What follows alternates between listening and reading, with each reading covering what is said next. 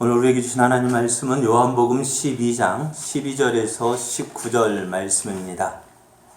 제가 봉독해 드리겠습니다.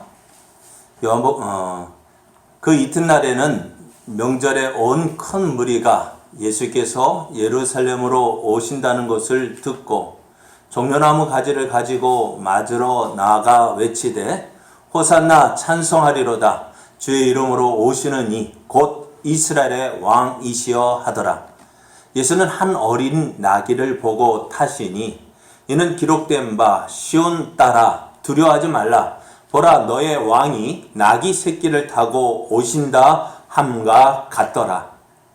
제자들은 처음에 이 일을 깨닫지 못하였다가 예수께서 영광을 얻으신 후에야 이것이 예수께 대하여 기록된 것임가 사람들이 예수께 이같이 한 것임이 생각났더라. 나사로를 무덤에서 불러내어 죽은 자 가운데서 살리실 때에 함께 있던 무리가 증언한지라. 이에 무리가 예수를 맞음은 이 표적 행하심을 들었음이러라. 바리새인들이 서로 말하되 볼지어다. 너희 하는 일이 쓸데없다. 보라 온 세상이 그를 따르는도다 하니라. 아멘. 할렐루야. 풍요로움이 기대되는 10월이 시작이 되었습니다. 날마다 우리를 도우시는 하나님의 은혜로 하나님을 기뻐하는 여러분의 걸음이 더욱 복된 걸음이 되기를 예수님의 이름으로 축복합니다. 축복합니다. 옆에 계신 분과 함께 인사할 때에 성도님은 복의 사람입니다. 성도님은 은혜의 사람입니다. 성도님을 통해 일하실 하나님이 기대됩니다. 저를 통해서 일하실 하나님이 기대됩니다. 네, 기대됩니다. 네, 오늘 우리에게 주신 하나님 말씀을 통해서 큰 믿음, 말씀을 들음에서 시작됩니다. 큰 믿음, 말씀을 들음에서 시작됩니다. 이런 제목으로 하나님 말씀을 증거하겠습니다. 우리나라에는 명절이 이제 큰 명절이죠. 두 가지가 있습니다. 무엇이죠? 추석하고 설날이죠.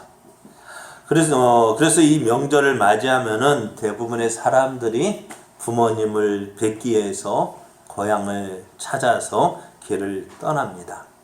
유대인에게도 명절이 있습니다. 유대인에게 크게 3대 명절이라고 이야기를 하는데요. 애굽에서 나온 것을 기념하여서 무교절 안에 유월절이 있죠. 무교절을 지키고요. 또 유월절 이후 7주가 지난 후에 애굽에서 종되었던 것을 기억하는 77절, 오순절이라고도 합니다. 77절을 지키고 또 광야의 길을 기억하는 초막절을 지키게 됩니다. 그래서 우리는 명절을 맞이하면 어디로요? 고향으로 부모님을 찾아 뵙습니다만은 유대인들은 명절이 되면 어디로 갈까요? 예? 부모님을 찾아 뵐까요? 유대인들은 명절이 되면은 예루살렘을 찾아갑니다. 왜냐하면은 하나님께서 그렇게 하라고 명령하셨기 때문입니다. 신명기 16장 16절 17절을 보면은 너희 가운데 모든 남자는 1년에 3번 무교절과 77절과 초막절에 내 하나님 여호와께서 택하신 곳에서 여호와를 배웁되 빈손으로 여호와를 배웁지 말고 각 사람이 내 하나님 여호와께서 주신 복을 따라 그 힘대로 드릴지니라 명령했습니다. 그래서 유대인들은 무교절, 77절, 초막절을 맞이하면은 성전이 있는 예루살렘을 향하여 갔습니다. 그래서 하나님께서 주신 은혜와 복을 기억하면서 하나님 앞에 감사로 제사를 드렸습니다. 오늘 본문이 기록되어진 때, 오늘 본문의 때가 바로 유대인의 명절인 유월절을 앞두고 있었습니다. 경건한 유대인들은 유월절이 가까워지면은 미리 예루살렘에 올라가서 이 유월절을 준비합니다. 자신을 돌아보면서 자신을 정결하게 하는 시간을 가지면서 이 유월절을 맞이합니다. 예수님도 유월절이 이르기 전에 예루살렘 옆에 있는 베다니에 이르셨습니다. 베다니에는 누가 있을까요? 여러분이 기억하는 사람 누가 있어요? 기억나는 사람 없어요? 베다니 하면은요? 베다니 하면은 누가 있냐면 죽은 지 4일이 지나서 지난 그 나사로를 살리셨죠. 그것이 어디냐면 베다니입니다.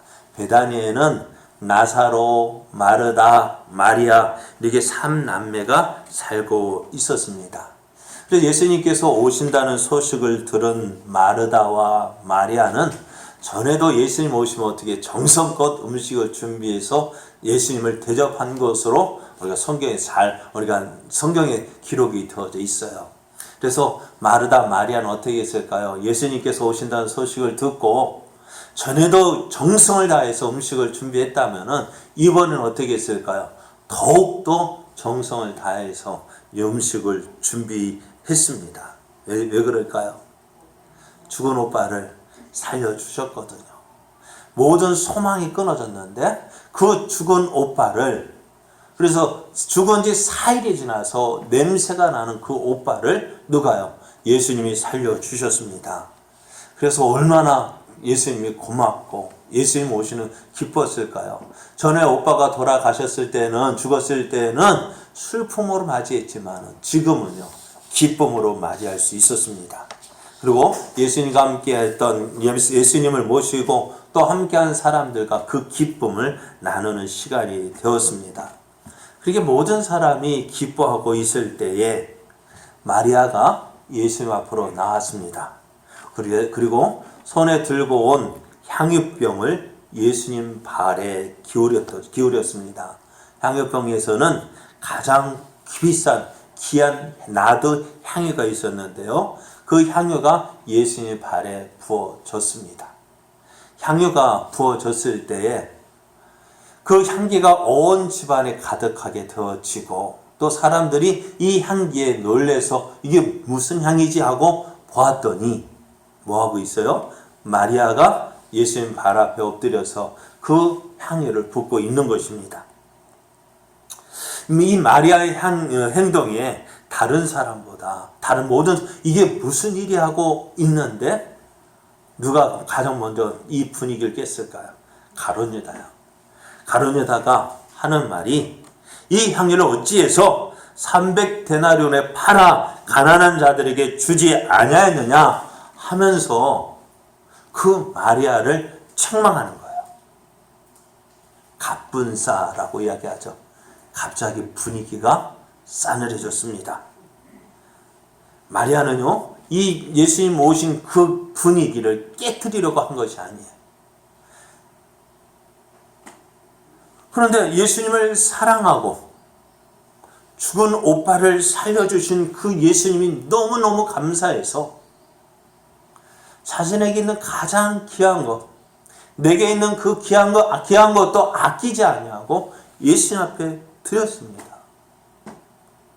그런데 그렇게 한 것이 오늘 어때요? 이 잔치 분위기를 깨트린 것 같았습니다. 그렇습니다. 마리아는요, 다른 생각 없었어요. 예수님을 사랑해서 행한 일이었습니다. 예수님의 은혜가 너무너무 감사해서 행한 일이었습니다.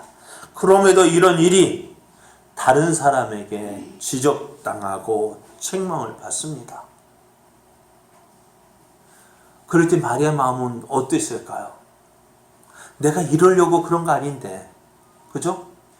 거기다가 너 왜 쓸데없는 일을 했느냐면서 누가요?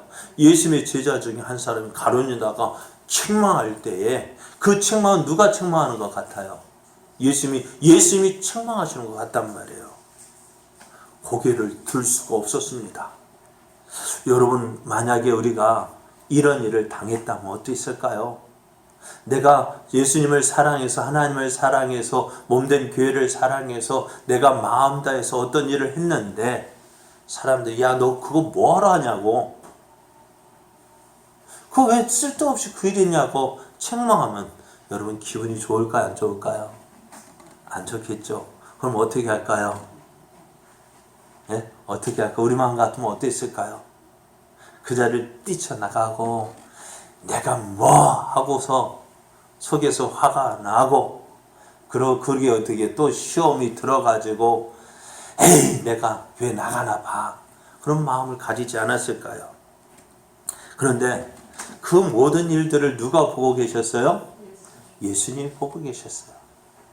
예수님은 이런 마리아를 향하여 뭐라고 하셨을까요? 가론유다는 왜 쓸데없이 그 일을 하느냐고, 거기에 섭외하지 말고 그거 팔아서 가난한 사람들이 있어 쓰면 얼마나 좋냐고. 맞는 말 같죠. 그런데 예수님은 그 마리아의 그 모습을, 그 마리아의 그 행한 일들을 보고 계셨어요. 다른 사람은 책망한다 할지라도 예수님께서 그 마리아의 마음을 아시고 그 마리아의 헌신을 받으셨어요. 그리고 이렇게 말씀하십니다. 그를 가만두어 나의 장례할 날을 위하여 그것을 간직하게 하라 하셨습니다. 마가복음에서는 예수님께서 하신 이 말씀이 이렇게 요한복음에 오늘 본문에는 이렇게 짧게 기록되어져 있지만은요, 마가복음에서는 이렇게 기록되어져 있어요. 예수께서 이르시되 가만두라. 너희가 어찌하여 그를 괴롭게 하느냐? 그가 내게 좋은 일을 하였느니라. 가난한 자들은 항상 너희와 함께 있으니 아무 때라도 원하는 대로 도울 수 있거니와 나는 너희와 항상 함께 있지 아니하리라. 그는 힘을 다하여 내 몸에 향유를 부어 내 장례를 미리 준비하였느니라. 내가 진실로 너에게 이르노니 온 천하에 어디서든지 복음이 전파되는 곳에는 이 여자가 행한 일도 말하여 그를 기억하리라 하시니라. 그렇습니다. 예수님께서 이 마리아의 헌신을 기쁘게 받으셨어요. 또 마리아 이 행한 일이 그냥 단순히 헌신하는 것으로 끝나는 것이 아니라 예수님의 장례를 위해서 장례를 준비한 것이라고 말씀하셨고, 그리고 이 마리아의 헌신이 예수님의 복음이 전파되어지는 곳마다 모든 사람에게 전해질 것이다라고 말씀하셨습니다. 그리고 그 말씀대로 오늘 우리는 이 마리아의 이 행한 이 일, 마리아의 이 헌신을 우리가 듣고 있습니다. 그러면은 이 마리아의 헌신 어떻게 시작이 되어졌을까요? 처음부터 이런 헌신을 할 수 있는 그런 믿음이었을까요? 예수님을 처음 만났을 때부터 이 마리아가 이런 사람으로 내가 이렇게 해야지 그런 마음을 가졌을까요? 아무리 생각해봐도요, 그러진 않았을 것 같아요. 처음부터 마리아의 믿음은 이런 아름다운 헌신할 수 있는 믿음, 또 자신에게 있는 가장 귀한 것을 드릴 수 있는 그런 믿음의 사람은 아니었던 것 같아요. 그러나 그런 마리아였지만은 그 마리아의 믿음이 시간이 지나면 지날수록 자라게 되었습니다. 또 마리아는 그 믿음이 자라고 또 어떻게 해요? 예수님을 사랑하게 되어지고 그 예수님을 사랑함이 내게 있는 그 몫을 드려도 아깝지 않을 그런 헌신으로, 그런 사랑으로 자라게 되어졌습니다. 오늘 우리는 과연 이 헌신을 따라 할 수 있을까 하면은 어떨까요? 글쎄, 그죠? 내가 어떻게 저렇게 할 수 있을까? 이런 내가 지금 내 모습 보면은 이런 내가 어떻게 저렇게 살 수 있을까? 그죠? 그저 바라만 보고 있습니다. 그저 부러워하고만 있습니다. 나도 저렇게 하고 싶은데 하지 못하는 내가 참 부끄럽기도 하지만은 우리는 아예 처음부터 난 저렇게 못해 하고 정해놨어요. 답을 정해놨어요. 나는 마리아처럼 할 수 없다. 그렇게 정해놓고 그래서 어떻게 해요? 그렇지, 마리아니까 저렇게 하지. 제가 여러분의 믿음을 잘못 생각하고 판단하고 있는 거 아닌가요? 어떤가요? 맞아요? 그런데 지금은 우리가 할 수 없어요. 그렇습니다. 솔직하게 저도 하라 간다면 과연 할 수 있을까?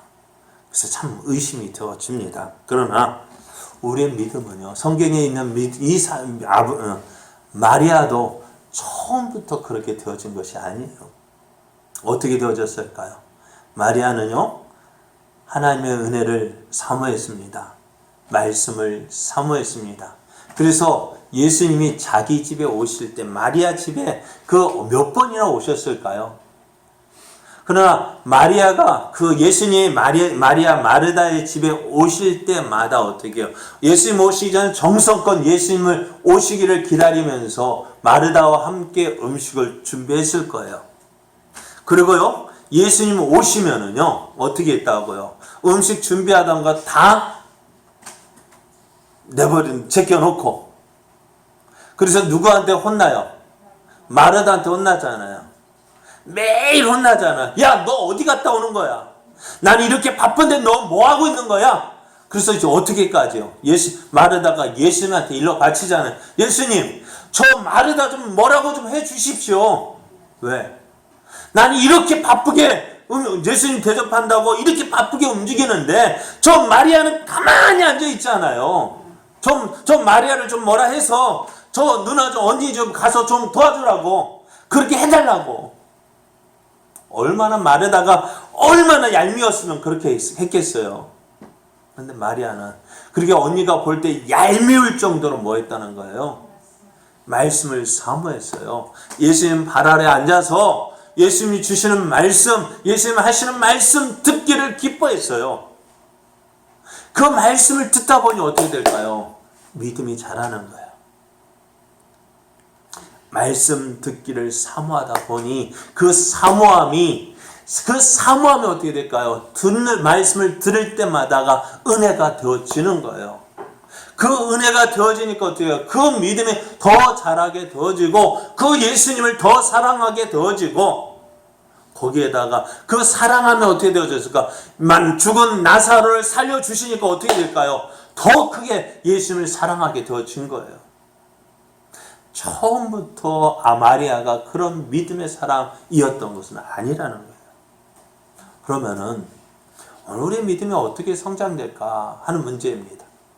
어떻게 성장되어질까? 먼저 이제 이미 말씀드린 것 같은데요. 자, 오늘 우리가 읽은 본문 언제 주로 설교 본문으로 사용될까요? 오늘 요한복음 12장 12절 말씀은 주로 언제 설교 본문이 설교로 정해질까요? 종려주일 설교 본문 대부분이 오늘 본문의 내용일까요? 예수님께서 예루살렘에 입성하십니다. 예루살렘에 들어가십니다. 뭐하러요? 십자가에 죽임 당하시기 위해서 유월절 어린 양으로 하나님께 드려지기 하여서 예수님께서 예루살렘에 들어가십니다. 고난 당하기 하여서 예루살렘에 들어갑니다. 고난 주간이 시작되는 주간, 그 종려 주일에 부활절 앞주일에 대부분 오늘 본문이 설교 본문으로 선정이 되어져요. 근데 오늘 다음 주 부활절 아니잖아요. 이번 주 고난주간 아니잖아요. 근데 오늘 본문으로 정했습니다. 왜 정했을까요? 저도 모르게 설교하다 보니까 오늘 본문이 정해졌는데요. 예수님께서 예루살렘에 들어오십니다. 왜 들어가실까요? 바로 이것 때문입니다. 인자가 온 것은 섬김을 받으려 함이 아니라 도리어 섬기려 하고 자기 목숨을 많은 사람의 대속물로 주려 합니다. 예수님께서 이 땅에 오신 목적, 자기 목숨을 어떻게 많은 사람의 대속물로 주기 위해서 예루살렘에 들어가셨습니다. 예수님께서 예루살렘에 들어가실 때에 많은 사람들이 예수님을 보기 위해서 나왔습니다. 왜 그랬을까요? 베다니에 있었던 그 일, 죽은 지 나흘이 지난 그 나사로를 예수님께서 살리셨다는 그 소문을 듣고 많은 사람이 예수님을 보기 위해서 나왔습니다. 그런데 이들이 누가 뭐라 시키지 않았는데도 그들의 손에는 무엇이 있었냐면 종려나무 가지가 있었습니다. 이들은 예수님께서 가시는 길에 그 종려나무 가지를 꺾어다가 깔고 그들은 이렇게 예수님을 찬송했습니다. 호산나 찬송하리로다. 주의 이름으로 오시는 이 곧 이스라엘의 왕이시여 하면서 예수님을 환영했습니다. 예수님을 보고 환호했습니다. 자, 그러면은 예수님께서 예루살렘에 들어가실 때에 무엇을 타고 들어가셨을까요? 예? 어린 낙이요. 그 한 어린 나귀를 보고 가셨다고 했습니다. 예수님께서 예루살렘에 입성하실 때에 그 그림을 많은 사람들이 그 모습을 그림으로 그렸는데요. 한번 보십시오. 예수님이 나귀를 타고 가십니다. 또 다른 그림 한번 보면은요, 이렇게 멋지게, 그죠? 예수님께서 멋있는 모습으로 입성하십니다. 또 하나 그림, 이 그림은 좀 그린 건데 만화 유아틱스럽게 그렸습니다. 자, 이 세 가지 그림 중에서 과연 어떤 것이 예수님의 모습, 진짜 여러분의 생각에는 어떤 모습일 것 같아요? 예? 어떤 모습이 성경적으로 맞는 것 같아요? 다시 한번 보여드릴게요. 자, 이 모습, 이건 영화로 나왔을 거예요. 영화에서 나온 장면일 거고요. 이거는 사람이 그린 그림이고요. 이거는 그냥 어린이 그림책에 나오는 그림입니다. 어떻게 맞을 것 같아요? 예? 첫 번째요. 요 모습. 자, 그런데 제가 볼 때는 어떤 것 같아요? 이 그림 같아요. 왜냐하면은 예수님께서 타고 가실 때 마가복음에는요, 이 나귀가 어떤 나귀냐면은 한 번도 한 사람을 태워 본 적이 없는 나귀라고 했어요. 그 옆에 어미 나귀가 있고요, 그 옆에 이 새끼 나귀가 있는 거예요. 한 번도 등에 짐을 접은 적이 없는 나귀였어요. 그 나귀를 끌고 와서 그 위에 제자들의 옷을 덮고 옷을 깔고 그 위에 앉으셨을 때에 나귀가 어떠했을까요? 지금까지 등에 뭐 지고 해봤다라면은 그래도 이 나귀가 버티는 힘이 있어가지고 그래 갔을 것인데, 지금 이 나귀는요, 한 번도 사람을 태워본 적이 없어요. 그러니까 그 걸음이 어떠했을까요? 비틀비틀했을 거예요. 그러니까 이 나귀 타는 예수님을 보면은요, 어떤 모습일까요? 이 사람을 태운 나귀는요, 비틀비틀 거리면서 땀 혀를 내밀면서 캑캑거리며 비틀비틀 걸어가고요. 그 비틀거리는 나귀에 탄 예수님의 모습은 어땠을까요? 어땠을 것 같아요?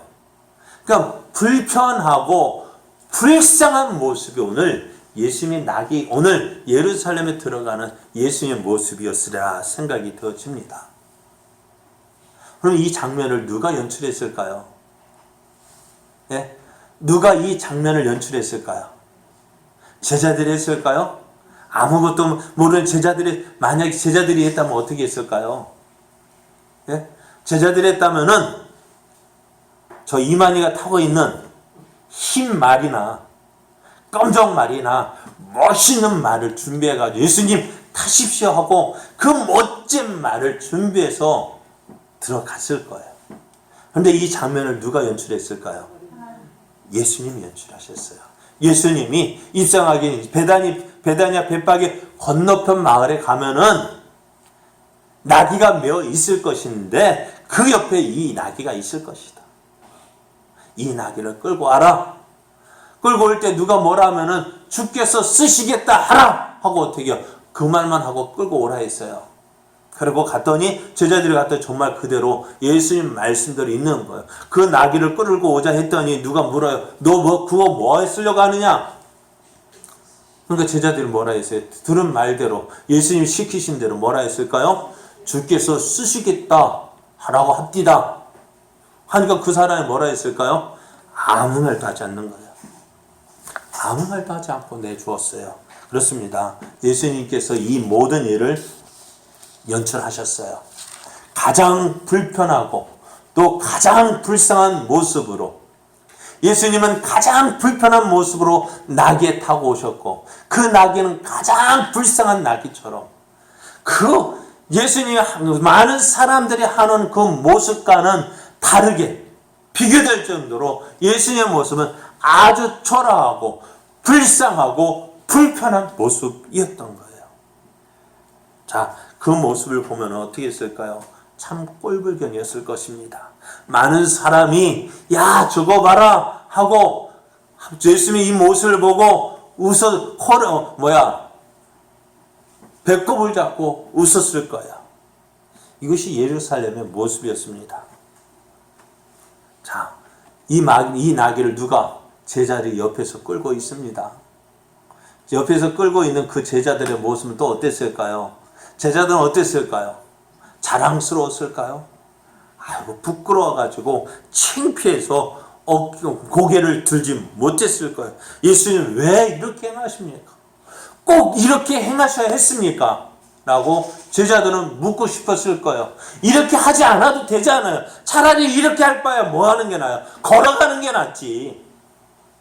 왜 이렇게 하셔야 했습니까? 따지고 싶었습니다. 그런데 제자들은 그렇게 하지 않았어요. 지금은 몰라도 예수님이 시키는 대로 순종을 했습니다. 자, 여러분, 우리가 말씀을 듣고요, 말씀대로 산다는 것이 오늘 제자들의 모습과 같을런지 몰라요. 사람들은 이해하지 못합니다. 왜 저렇게 해야 할까? 꼭 저렇게 해야 하나? 믿으려면 믿는다고 꼭 저렇게까지 믿어야 되냐? 하는 그 말을 들을 수도 있습니다. 여러분, 그러면서 어떻게 해야 될까? 우리는 어떻게 할까? 예수님이 시키는 대로 말씀하시면은 우리가 그 말씀대로 하다가도 주위 사람들의 눈치가 조금 이상하면 어떻게 할까요? 말씀대로 순종합니까? 말씀대로 하는 게 아니라 내 생각대로 합니다. 우리가 믿음 생활도 그런 것 같아요. 우리가 믿음 생활이라 하지만은 어떨까요? 말씀 따라가는 삶이 아니라 누구 따라? 내 생각 따라 가는 것이 믿음 생활이라고 합니다. 이렇게 하면 하나님이 기뻐해 주시겠지. 이렇게 하시면 좋을 거야. 어떻게? 내 생각대로요. 말씀 따라가는 삶이 아니라 내 생각대로, 내 생각에는 이렇게 하면 좋을 거야 라고 내 생각대로 하다 보니까 어떻게 될까요? 잘 될까요? 안 될까요? 안 되는 거예요. 안 되는 것이 당연합니다. 왜요? 예수님께서 시키는 대로 하지 않고 내가 하는 대로 해서 된다면은 그러면 내 마음대로 하지 예수님 말씀 따라 살겠습니까? 우리 신앙생활은요, 예수님 말씀 따라 살아가는 것이 신앙생활이에요. 말씀에 순종하는 것이 신앙생활이에요. 내 생각이 그거 하다가 조금 아니야 이거 아닌 것 같다고 내 생각으로 그건 내 신앙생활이 아니에요. 그게 신앙생활이 아니에요. 온전한 신앙은, 온전한 믿음은 무엇이 기준이 되어져야 돼요? 말씀이어야 됩니다. 그래서 우리의 신앙생활의 표준이 뭡니까? 하나님 중심, 또요 성경 중심, 또 교회 중심의 삶을 살아야 돼요. 제자들도요, 지금 예수님께서 왜 이렇게 하시는지 몰랐습니다. 오늘 제자들도 솔직하게 표현하잖아요. 예수님 말씀에 그 나귀를 끌고 왔어요. 왜 이렇게 하나는지 몰랐습니다. 제자들 솔직하게 고백합니다. 뭐라고 고백하냐면은 뒤에 나오겠습니다. 예수님께서 이렇게 하신 이유가 뭐예요? 13절을 보면은 15절 말씀에 이는 기록된 바 시온 따라 두려워하지 말라. 보라 너의 왕이 나귀 새끼를 타고 오신다 함과 같더라. 이 말씀을 이루기 위함이라 했어요. 이 말씀은 어디 말씀이에요? 스가랴 선지자가 예언한 말씀이에요. 스가랴 선지자 시온에 따라 크게 기뻐할지어다. 예루살렘에 따라 즐거이 부를지어다. 보라 내 왕이 내게 임하시나니 그는 공의로우시며 구원을 베푸시며 겸손하여서 나귀를 타시나니 나귀의 작은 것 곧 나귀 새끼니라. 이 말씀을 이루기 위하여서 오늘 예수님께서 뭐예요? 나귀 새끼를 타고 오신 거예요. 그런데 이 사실에 대한 이 일에 대해서 제자들이 솔직하게 고백하는 것이 무엇이냐면요. 16절을 보면은 제자들은 처음에 이 일을 깨닫지 못하였다가 예수께서 영광을 얻으신 후에야 이것이 예수께 대하여 기록된 것인가, 사람들이 예수께 이같이 한 것임이 생각났더라. 제자들 이렇게 하는 것 솔직히 왜 이렇게 하는지 몰랐어요. 왜 이렇게 창피하게 부끄럽게 고개를 들지 못하도록 왜 이렇게 행하시는지 몰랐어요. 예수님 너무하시다 생각했어요. 그런데 시간이 지나고 나서 예수님께서 영광을 얻으신 후에 십자가에 죽으시고 부활하신 후에 이 사실을 깨닫게 되어졌습니다. 오늘 우리가 예수님의 말씀에 순종하는 것이요, 지금 이해가 되지 않아요. 왜 이렇게 살아야 되죠? 왜 이렇게 해야 되죠? 그 이유를 몰라요. 그런데 시간이 지나면 알더라고요. 우리 여기 교회 식당 이쪽에 공사할 때에 그러니까 그 집사님이 이렇게 하십시오라고 가르쳐 주더라고요. 처음에 이렇게 하십시오. 그리고 이 집사님 다른 데 가서 다른 일하고 와보니까는요, 어떻게 될까요? 하는 대로, 시키는 대로 안 돼 있어요. 이렇게 하지 말라니까요 하고 또 다시 가르쳐 줬어요. 근데 시간이 지나고 왜 그렇게 해야 되는지 다른 사람은 모르지만 저는 알았어요. 시키는 대로 안 하니까요, 뒤에 가서 어떻게 해요? 마무리하기가 힘들어지더라고요. 시키는 대로 딱 맞춰서 하면은요, 나중에 해도 딱딱 맞는데, 시키는 대로 안 하고 하다가 이렇게 하면 될 거야 하다가 그냥 나무를 대는데, 여기 누구 말 이게 뭐라 하니까 나무를 둬야 되는데 그거를 시키는 대로 간격을 처음부터 끝까지 그 간격으로 나가야 되는데, 여기는 여기 유리문이 있으니까 여기부터 더 다시 만들고 또 지났으니까 또 다시 나무 또 하나 더 대고, 그러니까 나중에 뭐가 하나도 안 맞더라고. 그래서 그제 끝날 때 가서야 다른 사람 모르겠지만 마무리하는 제가 그래서 이렇게 딱딱 맞추라 했구나. 그때 알겠더라고요. 오늘 제자들도 예수님 시킬 때는 몰랐어요. 근데 시간이 지나고 나니까 이것 때문이었구나. 오늘 예수님께서 이 나귀 새끼를 준비해서 타고 가신 이유가 바로 오늘 이 말씀을 이루시기 위함이었구나. 그 사실을 깨닫게 되어진 거예요. 오늘 제자들은 예수님과 함께 하면서 많은 말씀을 들었어요. 많은 말씀을 들었지만은 그 말씀이 다 이해되지 않았어요. 예수님께서 십자가에 못 박히실 것이라고 말씀하셨지만은 제자들은 그것을 어떻게 귀담아 듣지 않았어요. 예수님께서 십자가에 죽으시고 3일 만에 다시 살아날 것이다 말씀했지만은 죽는다는 이야기에만 마음이 쓸렸지 다시 살아나실 것이라는 그 말씀을 귀에 담지 않았어요. 그러나 정작 예수님 십자가에 죽으시니 어떻게 되시? 끝났다 했잖아요. 그러나 예수님 어떻게 말씀하신 대로 3일 만에 다시 살아나셨어요. 오늘 예수님도 제자들도 어떻게 해요? 예수님께서 왜 이렇게 하셨지? 왜 이렇게 하시지? 이해가 안 됐지만은 순종하고 보니까 지나고 나니까 어떻게 해요? 이렇구나. 이것 때문이었구나. 그럼 이 사실을 어떻게 알게 되었을까? 바로 이것 때문이에요. 보혜사, 곧 아버지께서 내 이름으로 보내실 성령, 그가 너희에게 모든 것을 가르치고 내가 너희에게 말한 모든 것을 생각나게 하리라. 성령님께서 우리가 들었던 말씀을 어떻게요? 기억나게 하시고 생각나게 하시고 깨닫게 하시고 또 너희가 그렇게 해서 우리가 이거였구나 깨닫게 하신다는 거예요. 알게 하신다는 거예요. 그래서 그 말씀이 이해가 되어지게 하신다는 거예요. 사랑하는 여러분, 예수를 믿고 따를 때에 모든 것을 다 알고 처음부터 다 알고 온전하게 믿으면 얼마나 좋겠어요. 예수님께 하시는 말씀 딱 알아듣고 이거 하고 정말 예수님 마음을 시원케 해드리면 얼마나 좋겠어요. 일을 하다가 보면은 어떤 사람은 망치 가져와 하면은 망치만 갖다 주는 사람이 있고요. 어떤 사람은 그 망치와 함께 못을 가지고 가는 사람이 있어요. 누구를 더 기뻐할까요? 예? 망치만 가져오라 때 망치만 가져가는 사람보다는 이거 왜 가져오라 했지? 망치 가져가면 뭐가 필요해요? 못도 필요하겠구나. 이것까지 챙겨. 그런데 이것이 처음부터 그렇게 되어졌을까요? 아니요. 계속 다니다 보니까요. 눈에 지금 여기에는 뭐가 이게 필요하지. 이거 필요한데 이거 가져오라. 이것도 함께 가져오면 되겠구나.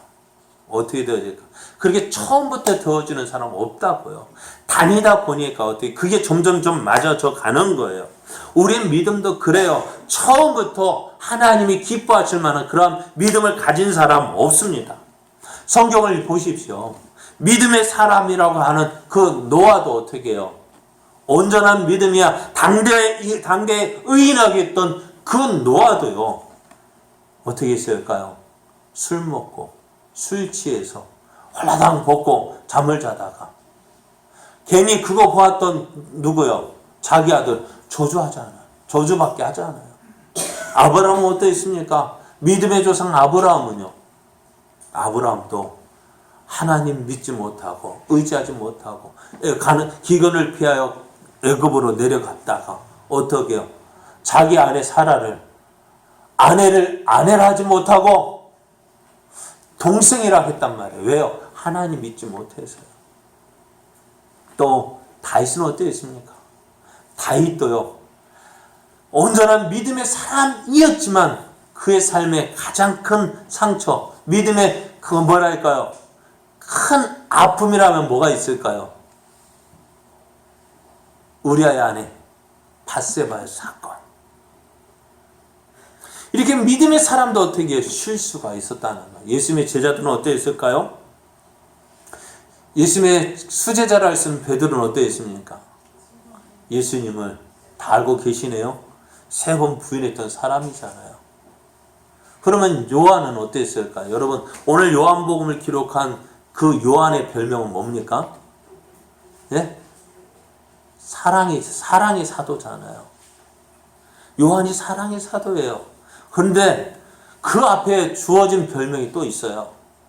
그게 뭐냐면은 또 세베대 아들 야고보와 야고보의 형제 요한이니 이 둘에게는 보아너게 곧 우레의 아들이란 이름을 더하셨다 했습니다.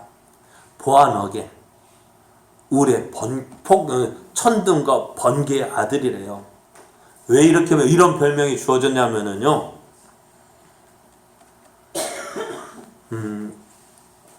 누가복음 9장 54절을 보면은 예수님께서 갈릴리에서 예루살렘으로 올라가셔야 되는데요. 그런데 예루살렘에서 갈릴리에서 예루살렘으로 가는 길은 2가지 길이 있다고 전에 말씀드렸죠. 하나는 삥 둘러서 가는 길, 하나는 빠르게 어디를 지나서 사마리아를 지나서 가는 길이었어요. 그런데 이날 예수님께서 어디로 가시나요? 사마리아 지방을 통과해서 가려 하시는데 사마리아 사람들 어떻게 해요? 안 돼요. 오지마. 너 유대인들이잖아. 얼마를 통과할 수 없어 딱 막았단 말이에요. 그러니까 누가요? 야고보와 요한이 화가 나가지고 뭐라 말은 예수님 우리가 하나님께 구하여서 불을 명하여서 이 마을 사람을 멸하기를 우리가 기도하겠습니다 하는 것이었어요. 그래서 보아너게라는 별명이 붙었습니다. 사랑의 사도였던 그 요한이 처음부터 사랑 많은 제자가 아니었습니다. 가격했어요.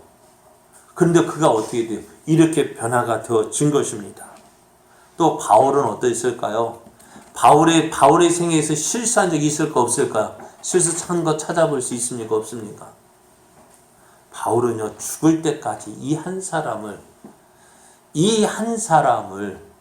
뭐랄까요? 잊지 못했을까요? 그 한 사람이 누구일까요? 누구였을까요? 갑자기 스데반 집사요. 예수님을, 이 스데반 집사를 죽이는 일에 앞장섰던 사람이 누굽니까? 이 바울이었어요. 사람들이 스데반에 돌을 집어 던질 때 자기의 겉옷을 벗어서 누구 앞에 놨다고요? 사울이라고 하는 그 바울 앞에 놨다는 거예요. 그 모든 책임자가 누구라는 거예요? 바울이었다는 거예요. 그러니까 스데반을 죽이는 일에 가장 앞섰던 사람이 바울이었습니다. 바울의 생애에서 잊지 못할 그 사람, 아버지요, 저들의 죄를 사하여 주옵소서. 저들이 하는 것을 알지 못합니다. 마지막까지 예수님처럼 기도했던 그 스데반 집사, 그 스데반 집사를 잊지 못했을 거예요. 참 성경에 보면은 그렇잖아요. 위대한 믿음의 사람이었지만은, 그러나 처음부터 위대한 믿음의 사람은 없었던 거예요. 실수하는 가운데 하나님의 은혜를 알고 배우게 됩니다. 오늘 우리의 믿음도 이와 같습니다. 처음부터 잘 믿으면 얼마나 좋겠습니까? 처음부터 막 뛰고 막 날아다니면 얼마나 좋겠어요. 그런데 우리가 어때요? 우리의 믿음은 걸음할 때부터 넘어지고 처박히고, 그래 여기저기 상처 나고, 그래서 내가 다시는 한번 걷는가 보자 하면서 나 안 걸을 거야, 나 일어서지 않을 거야, 난 이렇게 맨날 누워서 응애만 하고 있을 거야, 그러고 싶은 사람이 있습니까? 여러분 그랬습니까? 넘어지더라도 어떻게 해요? 다시 일어서겠다고 무언가 잡고 일어섰잖아요. 그리고 한 걸음 그 처음 걸음부터 걷는 사람이 있어요? 아니잖아요. 넘어지더라도 다시 일어서고, 한 발짝 뛰다가 넘어지면 어떻게 다시 일어서서 걷고 하다 보니까 어떻게 다리에 힘이 생기고, 그죠? 그러고서 걷게 되다가 뛰기도 하고, 날아다닐 정도는 못하지만 날아다닐 정도로 빨리 막 달리기도 했잖아요. 우리의 믿음도 마찬가지예요. 우리의 믿음도 처음부터 온전한 믿음이 없어요. 실수합니다. 실패합니다. 넘어집니다. 말씀대로 살고 싶지만 말씀대로 살기보다는 내 생각대로 살 때가 많습니다. 제자들도 처음부터 예수의 말씀을 믿고 따른 것이 아닙니다. 그냥 하다 보니까 예수님 시키냐 억지로라도 했어요. 예수님 옆에 있으니까 예수님 말씀을 들었어요. 그런데 그 들은 말씀이 어떻게 뒤에 이게 그 말씀이었구나 깨닫게 되어지는 거예요. 오늘 우리도 우리의 믿음이 성장하려면은 안 돼 하고 다 주저앉는 것이 아니라, 안 되더라도 뭐예요? 말씀은 들어야 돼요. 내 마음이, 그러니까 제자들도요, 지금 이해할 수 없지만 들은 말씀이 있기 때문에, 읽은 말씀이 있기 때문에 때가 되니까 성령이 깨닫게 하시는, 이 말씀이 이거야 깨닫게 해주시는 거예요.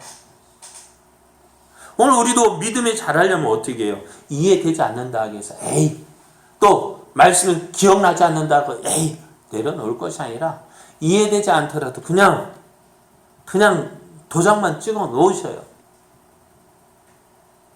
그냥 이해되지 않더라도 눈으로 한번 그냥 지나가기만 하셔요. 그런데 그 말씀이요, 나는 잊어버린 것 같은데 필요한 때가 되어지면 어떻게 해야 돼요? 그 말씀이 생각나게 하시고 기억나게 하시고, 이 말씀 어디에서 읽은 것 같은데, 어디서 본 것 같은데, 그래서 그 말씀 다시 이게 그 말씀이었구나. 또 내가 잘못된 길을 가고 있을 때 괜히 어떻게 내 마음에 전에 읽었던 성경 말씀 딱 떠올라요. 하나님 말씀이 이렇게 더 있는데 너 지금 뭐 하는 거야? 하나님이 이거 원하지 않는단 말이야. 그 말씀을 어떻게 해요? 깨닫게 하시는 이가 누굴까요? 성령님이요. 그런데 중요한 게 뭐예요? 내 안에, 그렇게 하기엔 내 안에 뭐가 있어야 돼요? 말씀이 있어야 돼요. 이해되든 이해되지 않든, 익었던지 설익었던지 덜 익었던지 생짜백인지 어찌되었든 그 말씀이 내 안에 있어야 되어지는 거예요. 그 말씀이 내 안에 있어질 때에 성령님께서 역사하셔서 그 말씀을 통해서 내 삶을 변화시키는데 내 안에 아무것도 없어요. 성령님께서 일하시려 해도요, 뭐 어떻게 역사하실까요? 성령님도 말씀을 통해서 역사하시는데요. 그럼 우리가 해야 할 일이 뭘까요? 이들도 마리아가 그 예수님 앞에 나드 향유를 드릴 수 있던 그 헌신을 할 수 있었던 이유가 뭘까요? 언니한테 책망을 듣더라도 어떻게 해서 예수님 발 아래 앉아서 예수님 입에서 나오는 그 말씀 들음으로 그 믿음이 자랐습니다. 요즘같이 코로나 때문에 예배 드리는 것 눈치 보며 눈치 봐야 할 때도 어떻게 해요? 말씀을 들어야 돼요. 에이, 형편이 이렇잖아요. 이렇다 할지라도 어떻게 해요? 말씀을 들어야 돼요. 에이, 목사님 설교 들리지 않아요. 안 들릴 때 있어요. 이해되지 않아요. 그런데요, 시간이 듣다 보면 저거 전에 들었던 말씀인데 기억날 때 있더라고요. 저희 아버님이 그러셨다고요. 처음에 교회 갔더니 맨날 조셨대요. 옆에서 어머니가 쿡쿡 찔러도요, 쿡쿡 찌르니까 몇 번 찌르면 깜짝깜짝 깨닫고 일어나는데, 그래서 계속 쿡 찌르니까 어떻게 해요? 화가 나는 거예요. 찔림 당하는 찌르는 어머니도 화가 나고 찔림 당하는 아버지도 화가 나는 거예요. 그렇게 하면서도 어떻게 해요?